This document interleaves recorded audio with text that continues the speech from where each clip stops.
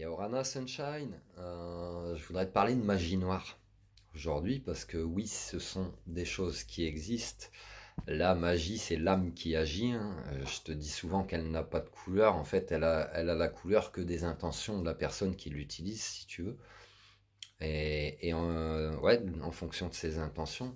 Donc de la magie blanche, ce serait en vue pour le bien de quelqu'un. Mais pourquoi on appelle magie? C'est souvent que tu vas pas demander l'avis à quelqu'un. Et ça, c'est une transgression des lois universelles, transgression du libre arbitre, donc le choix, et du consentement, la volonté.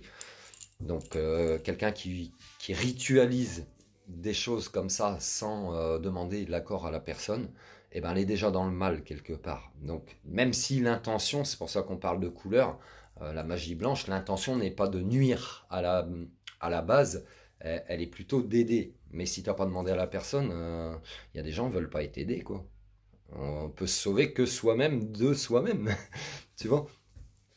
Donc ça c'est la magie blanche. Après tu as la magie rouge, ben, c'est les gens, les médiums qui font, ou les marabouts, etc., qui vont faire ce qu'on appelle des retours affectifs.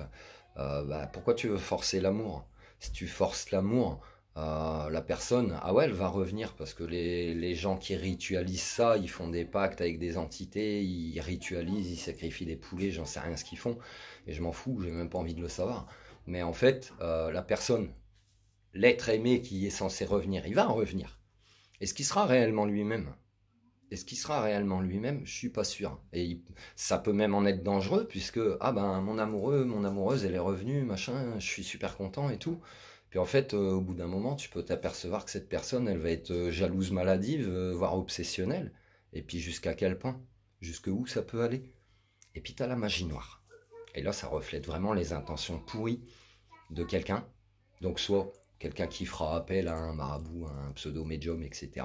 Ou quelqu'un qui le fera lui-même, qui sait le faire, qui le fera lui-même. Tu sais, juste par tes intentions, de toute façon, ça a déjà un énorme pouvoir, un énorme impact sur ta réalité, puisque tu l'as créé, et là, tu as peut-être chaud.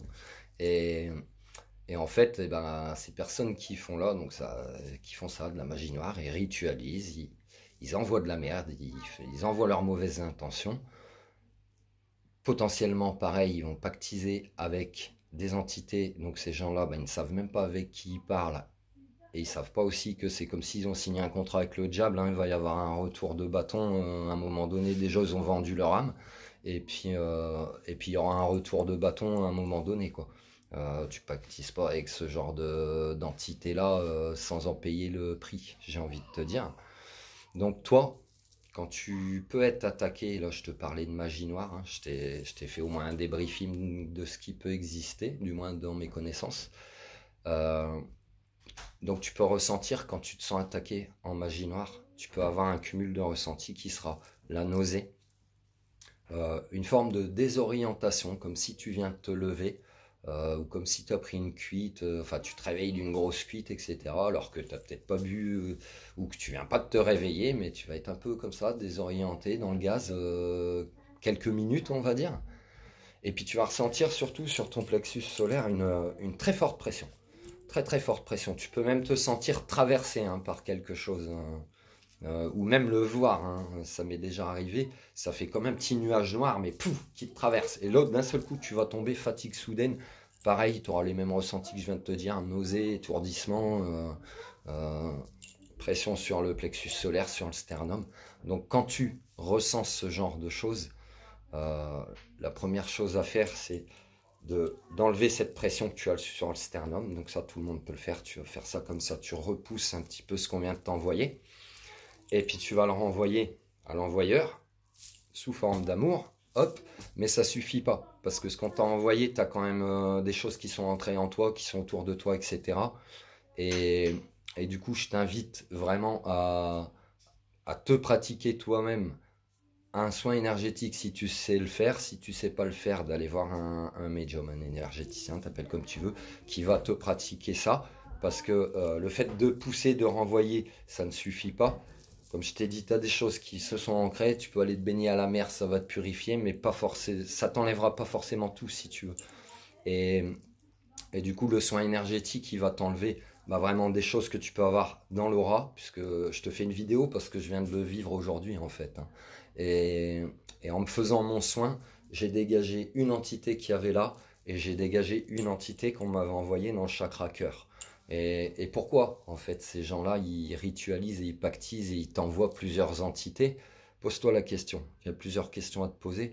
Pourquoi on t'en veut comme ça en fait? Il y a peut-être de la jalousie, mais la jalousie, tu la provoques peut-être pas forcément. Si tu es dans les domaines thérapie alternative, médiumnité, etc., tu sais très bien que les médiums sont souvent attaqués. Ben, pose-toi aussi la question pourquoi. Peut-être que c'est pour t'empêcher de faire ton travail de lumière. Et puis, ben, le soin énergétique, il va te décrasser vraiment, parce que tu peux aller travailler dans les chakras.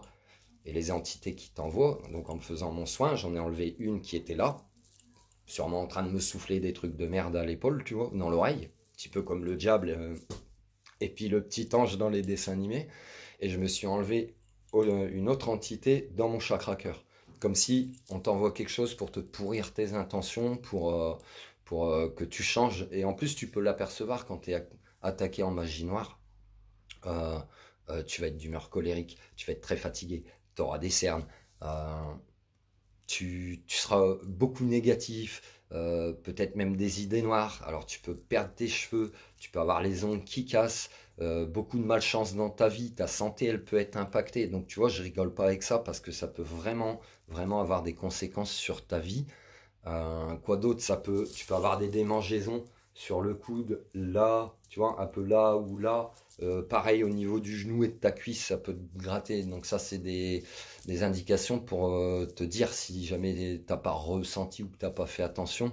Ça peut te donner des indications aussi que bon, on t'a peut-être envoyé quelque chose. Donc après, focalise pas non plus. Fais tes protections parce que plus tu focalises, ah, on m'attaque, on me souhaite du mal, après tu rentres dans une parano puis tu lui permets d'exister. Mais quand tu le ressens comme je viens de te le décrire sur un instant, etc., eh ben, tu vas casser le truc tout de suite en faisant ce que je t'ai dit, soins énergétiques, purification de ta maison, de toi-même, etc., etc. Voilà, j'espère que ça t'a parlé, prends soin de toi, protège-toi, attaquer, on l'est de plein de façons quand on est médium. Tu peux être attaqué par paralysie du sommeil, par exemple. On va me dire, mais non, c'est juste des cauchemars. Moi, je te garantis, quand tu as 40 piges et puis que tu finis en boule dans ton lit en train de pleurer comme un gosse, c'est un bon cauchemar. Allez, prends soin de toi. Love you.